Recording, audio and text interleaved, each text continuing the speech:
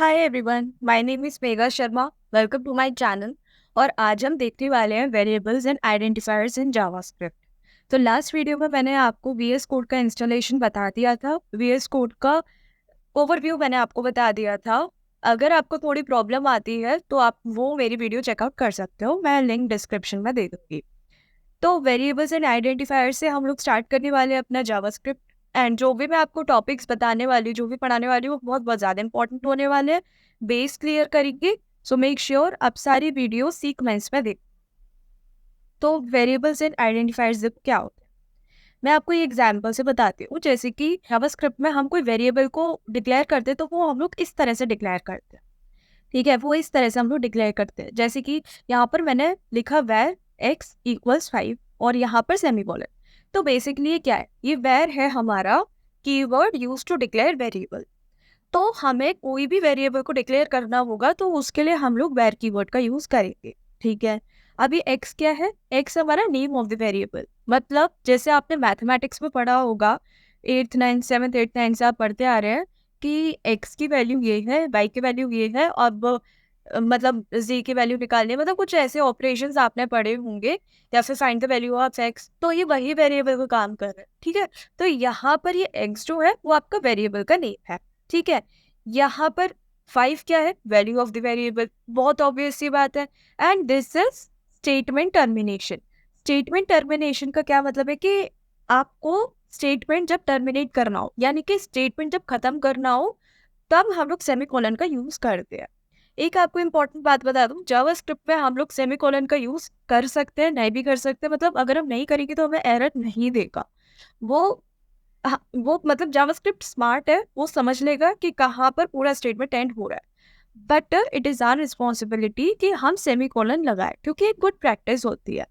Okay, तो हम लोग कोई भी कोड लिखेंगे तो हम लोग सेमीकोलन यूज करेंगे, और अगर बाई चांस नहीं कर पाए तो वो हमें एरर थ्रो नहीं करने वाला है। ठीक है, तो यहाँ पर हम लोग कोई भी वेरिएबल को डिक्लेयर करेंगे। अभी देखो, ये आप इसको आप थोड़ा सा छुपा दो और ये आप छुपा दो, तो ये वाला सेक्शन आप देखो। तो ये हमारा सेक्शन क्या बता रहा है, ये हमारा सेक्शन बता रहा है जो हम लोगों ने मैथमेटिक्स में पढ़ा था, x इक्वल्स 5 या फिर x इक्वल्स 6। ठीक है, तो ये चीज़ें तो हम लोग पढ़ चुके हैं। लेकिन अब यहाँ पर क्या डिफरेंस आ गया कि हमें वेर कीवर्ड का भी यूज करना पड़ेगा in JavaScript to declare a variable. ठीक है, और देखो एक और चीज मैं आपको बताऊंगी कि जावास्क्रिप्ट में आप खाली ये चीज भी लिखोगे ना तो भी आपका एरर नहीं आने वाला है, ट्रस्ट में। तो भी आपका एरर कोई नहीं थ्रो करने वाला है, but it is good practice to use var keyword. ठीक है, एंड सिमिलरली ये स्टेटमेंट टर्मिनेशन हमें बहुत ज्यादा जरूरी होता है। एरर थ्रो नहीं करेगा लेकिन आप लगाना, ये गुड प्रैक्टिस होती है। ओके, और अगर हम ये चीज नहीं लगाएंगे, जैसे कि ये सेमीकोलन नहीं लगाएंगे या फिर वेर कीवर्ड का यूज नहीं करेंगे, तो हमें किस कंडीशन में एरर दे सकता है, मैं आपको सब कुछ बताने वाली हूँ। फिलहाल आप ये समझ लो कि कोई भी आपको वेरिएबल डिक्लेयर करना हो, कोई भी वेरिएबल आपको डिक्लेयर करना हो तो आप इस तरह से वेरिएबल को डिक्लेयर करेंगे। ओके, नेक्स्ट इज, हम सेम एग्जांपल में देखते हैं। देखो, अब ये जो x है, ये x हमारा क्या है, ये हमारा आइडेंटिफायर है। क्यों? क्योंकि हमारा जो वेरिएबल है उसको आइडेंटिफाई करने के काम आ रहा है। ठीक है, हमारा जो x वेरिएबल है इसको आइडेंटिफाई करने के काम आ रहा है। ठीक है, अब इसको आप वेरिएबल का नेम बोलो या फिर आइडेंटिफायर बोलो, बात एक ही है, कोई डिफरेंस नहीं है। ठीक है जी, अब आपको ये समझ में आ गया होगा कि वेरिएबल एंड आइडेंटिफायर में डिफरेंस क्या है। वेरिएबल वेरिएबल क्रिएट करने के लिए बेसिकली ये हमारा वेरिएबल का नेम है, और ये हमारा वेर कीवर्ड है जो हमें यूज करना पड़ता है टू डिक्लेयर वेरिएबल। ओके, अब हम देख लेते हैं rules of writing variable name, यानी कि आइडेंटिफायर को लिखने के कुछ रूल्स हैं, वो हमें फॉलो करने पड़ेंगे, अदरवाइज इस कंडीशन में हमें एरर देगा। ओके, वेरिएबल का जो भी हम नेम दे रहे हैं वो आपका मीनिंगफुल होना चाहिए। फॉर एग्जाम्पल आप इस स्लाइड में देखो, मैंने वेर एक्स इक्वल्स 5। एक्स हमें पता है, एक्स हम लोग कोई नंबर भी ले सकते हैं, या फिर हम लोग वेर एन इक्वल्स 5 ये भी लिख सकते हैं, वेर नम इक्वल्स 5। ठीक है, लेकिन अगर मैं यहाँ पर बोलूँ var x equals Megha Sharma, var x equals Megha Sharma, तो थोड़ा सा मतलब कंफ्यूजिंग लग रहा है यहाँ पे। तो इंस्टेड ऑफ यूजिंग एक्स मैं यहाँ पर क्या यूज करूंगी, माई नेम या फिर नेम। ठीक है, नेम आइडेंटिफायर में यूज कर सकती हूँ। सिमिलरली अगर मेरे को किसी वेरिएबल में किसी का एड्रेस स्टोर करना है तो वहां पर मैं क्या आइडेंटिफायर का नेम दूंगी, वहां पर मैं नेम दूंगी एड्रेस। ठीक है, सिमिलरली अगर मेरे को किसी भी वेरिएबल में मेरे को स्टोर करना है किसी का फोन नंबर, किसी भी वेरिएबल में मेरे को स्टोर करना है फोन नंबर, तो उसका नाम मैं क्या दूंगी, उसका आइडेंटिफायर में क्या दूंगी, फोन नंबर। सिंपल सी बात है। तो आपको कंफ्यूजिंग ना हो, इसी वजह से आपको कुछ मीनिंगफुल नेम देने चाहिए। ये गुड प्रैक्टिस होती है। Okay, next is the variable name should start from small letter, capital letter, underscore और डॉलर साइन। यानी कि आपका कोई भी वेरिएबल का नेम स्मॉल लेटर से स्टार्ट हो सकता है, कैपिटल से भी शुरू हो सकता है, अंडरस्कोर से भी शुरू हो सकता है, डॉलर साइन से भी शुरू हो सकता है। लेकिन किससे नहीं शुरू होना चाहिए? The variable name should not start with numbers और special characters except underscore and dollar sign. ठीक है, यानी कि कोई भी नंबर से और स्पेशल कैरेक्टर से स्टार्ट नहीं होना चाहिए एक्सेप्ट अंडरस्कोर और डॉलर साइन। देखो, अंडरस्कोर और डॉलर ये आपके स्पेशल कैरेक्टर्स आते हैं, लेकिन इनसे स्टार्ट हो सकता है आपका वेरिएबल का नेम, लेकिन इनके अलावा किसी और स्पेशल कैरेक्टर से अगर स्टार्ट होता है या फिर नंबर से स्टार्ट होता है तो it will throw an error. Okay, and should not contain hyphen और स्पेस। ठीक है, तो हाइफन और स्पेस भी नहीं होने चाहिए। अब एक बार ये देख लेते हैं कि कौन कौन से नेम जो है, मैं आपको एग्जाम्पल से बताती हूँ कौन कौन से जो आइडेंटिफायर्स है वो ठीक है, जो एरर थ्रो नहीं करेंगे, और कौन कौन से हैं जो एरर थ्रो कर सकते हैं। ओके, जैसे rules of writing variable name, तो नेम इस तरह से हम लिख सकते हैं, इस तरह से भी हम लिख सकते हैं, एंड इस तरह से भी हम लिख सकते हैं। लेकिन ये जो है ये इस तरह से, मतलब सारे के सारे कैपिटल लेटर्स में हम कोई भी आइडेंटिफायर डिक्लेयर करते हैं तो वो थोड़ा ठीक नहीं रहता है, ये हम लोग यूज़ नहीं करते। बट हाँ, यहाँ पर आपको ऐसे अगर आप कोई भी आइडेंटिफायर लिखेंगे, कोई फंक्शन या फिर वेरिएबल का नेम लिखेंगे तो आपको एरर थ्रो नहीं करने वाला है। ठीक है, सिमिलरली आप ये ऐसे भी लिख सकते हैं, अंडरस्कोर से शुरू हो रहा है ना, ये डॉलर से शुरू हो रहा है, एंड यहाँ पर देखो नंबर कंटेन कर रहा है बट नंबर से स्टार्ट नहीं हो रहा है, नंबर कंटेन कर रहा है, नंबर से स्टार्ट नहीं हो रहा है। तो देखो लास्ट में 1 2 3 आ रहा है ना, तो ये भी आपका वैलिड आइडेंटिफायर है। लेकिन अगर मैं ये बोलूँ कि 1 2 3 नेम तो स्टार्ट हो रहा है नंबर से, ये तो एक्सेप्टेबल नहीं है। हाइफन वाले एक्सेप्टेबल नहीं है, स्पेस वाले भी एक्सेप्टेबल नहीं है, and even at the rate वाले, मतलब जितने भी स्पेशल कैरेक्टर्स वाले हैं वो आपके एक्सेप्टेबल नहीं है। नेक्स्ट हम लोग देख लेते हैं नेमिंग कन्वेंशंस। देखो, ये मैंने आपको रूल्स बताए थे, लेकिन आइडेंटिफायर्स को लिखने के लिए और वेरिएबल का नेम लिखने के लिए हम लोग कुछ नेमिंग कन्वेंशंस का यूज करते हैं, है ना, सो दैट कि हमें कन्वीनियंट लगे कोई भी नेम लिखने का, और हम लोग एक प्रॉपर एक रूल फॉलो कर रहे हैं। ठीक है, तो सबसे पहला हमारा पॉइंट आता है कैमल केस। तो कैमल केस में क्या होगा, हमारा जो फर्स्ट लेटर है और फर्स्ट नेम, देखो मैंने ये मेरा जो आइडेंटिफायर का नेम है ये मैंने 2 वर्ड से मिलकर बनाया, that is my and name. ठीक है, तो फर्स्ट लेटर और first word should be small, and बाकी जितने भी आपके आगे वर्ड्स आ रहे हैं उनके फर्स्ट लेटर आपके कैपिटल में होने चाहिए।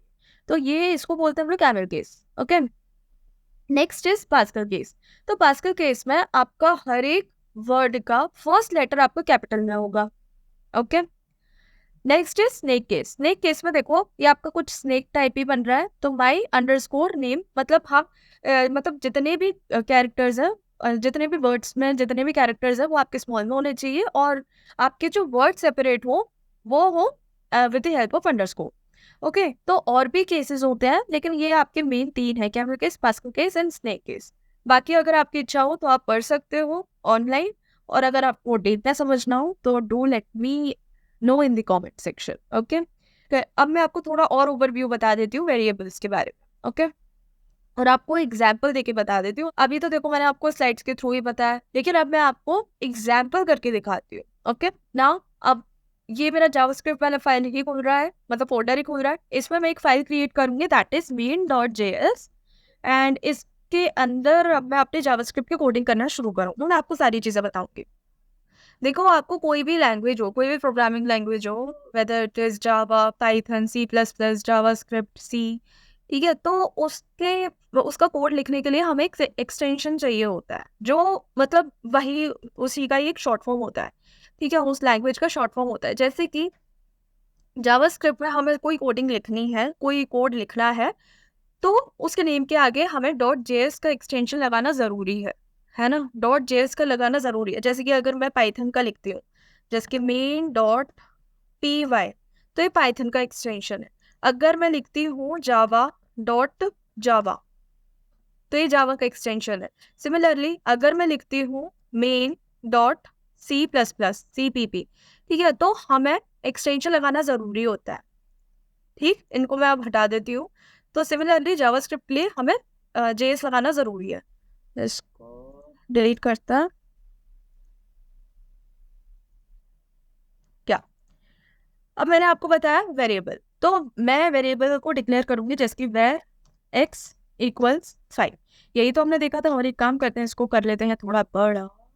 यस, इसको कर लेते हैं बंद। और जब हम इसको करेंगे रन, तो देखो यहाँ पर एक साइन आ रहा होगा एंड कुछ भी हमारा नहीं दिखेगा। अभी इसको आप छोड़ दो, इसको आप अभी बिल्कुल इग्नोर करो। और जब मैं यहाँ पर इसको प्रिंट करूंगी console डॉट लॉग एक्स, जब मैं इसको कंसोल करूंगी और इसको रन करूंगी, तो देखो हमारा 5 आ गया। ठीक है, तो आपको कोई भी वेरिएबल की वैल्यू आपको प्रिंट करनी होगी ना, तो वहां पर आप console डॉट लॉग को करेंगे। ठीक है, हम लोगों ने एक और चीज देखी थी, जैसे इसको मैं कर देती हूँ कॉमेंट। तो कंट्रोल प्लस फॉरवर्ड स्लैश की को प्रेस करके आप कमेंट कर सकते हैं कोड को। तो कमेंट का क्या मतलब है? देखो, कमेंट का ये मतलब है कि जैसे कि मैंने ये किया है ना, अब मैं इसको रन करूंगी तो मेरा कुछ आएगा ही नहीं, मेरा कुछ भी नहीं आएगा। क्यों? क्योंकि मैंने इसको कमेंट कर दिया। कमेंट का ये मतलब है कि जो कोड को हम लोग कमेंट कर रहे हैं ना, उसका कोई भी पार्टिसिपेशन नहीं होता है। ठीक है, कोई भी पार्टिसिपेशन नहीं होता है। अगर इसी में ही मैं कुछ कुछ भी लिख दूं, जैसे कि एक्स वाई सी कुछ भी लिख दूं और उसको कर दो कमेंट, मेरे को कोई एरर नहीं आने वाला। ठीक है, क्यों? क्योंकि ये पार्टिसिपेट कर ही नहीं रहा है। ठीक है, और अगर मैं इसको कर देती हूँ अनकमेंट, तो अब देखो, ये देखो, ये एरर आ गया। तो इसका कोई पार्टिसिपेशन नहीं होता है ना? जो भी हम लोग कमेंट करते हैं उसका पार्टिसिपेशन नहीं होता है, और ये बहुत ज्यादा इंपॉर्टेंट होते हैं। अब मैंने आपसे बोला था वेर एक्स इक्वल्स 5। ठीक है, अगर मेरे को वहीं पर ही अपना नेम देना है, जैसे कि माई नेम इक्वल्स, तो ये मेरा है ना एक स्ट्रिंग है। ओके, स्ट्रिंग मतलब जो भी आप अल्फान्यूमेरिक वैल्यूज लिखते हैं, जो भी आप अल्फान्यूमेरिक वैल्यूज लिखते हैं या फिर अल्फाबेटिकल अल्फाबेट्स यूज करके कोई भी वैल्यू लिखते हैं, तो उसको हम लोग बोलते हैं स्ट्रिंग। ओके, अब ये स्ट्रिंग कैसे होते हैं? ये अल्फान्यूमेरिक नहीं बल्कि स्पेशल कैरेक्टर्स वगैरह सबका मिक्सचर आप एक स्ट्रिंग में डाल सकते हैं। Okay, it is just like, मैं आपको लेमेंट वे में बताऊं, तो आपके कोई वर्ड्स हो सकते हैं, ठीक है, आपका कोई पासवर्ड हो सकता है, पासवर्ड को आप स्टोर कर सकते हैं स्ट्रिंग में, और पैराग्राफ को स्टोर कर सकते हैं, मतलब काफ़ी सारी चीज़ों को स्टोर कर सकते हैं इन स्ट्रिंग्स। ओके, तो नेक्स्ट वीडियो में हम लोग डेटा टाइप्स के बारे में पढ़ेंगे, उसमें मैं अच्छे से बताऊंगी। फिलहाल आप ये समझ लो, अगर आपको कोई टेक्स्ट स्टोर करना है किसी भी वेरिएबल में, तो आप इस तरह से कर सकते हैं। यहाँ पे माई नेम मेरा नेम है, मतलब वेरिएबल का नेम। यहाँ पे मैं माई नेम दे दूँ या फिर कुछ भी एक्स वाई जी कुछ भी दे दूँ। ठीक है, तो ये आपका एक वैलिड आइडेंटिफायर है।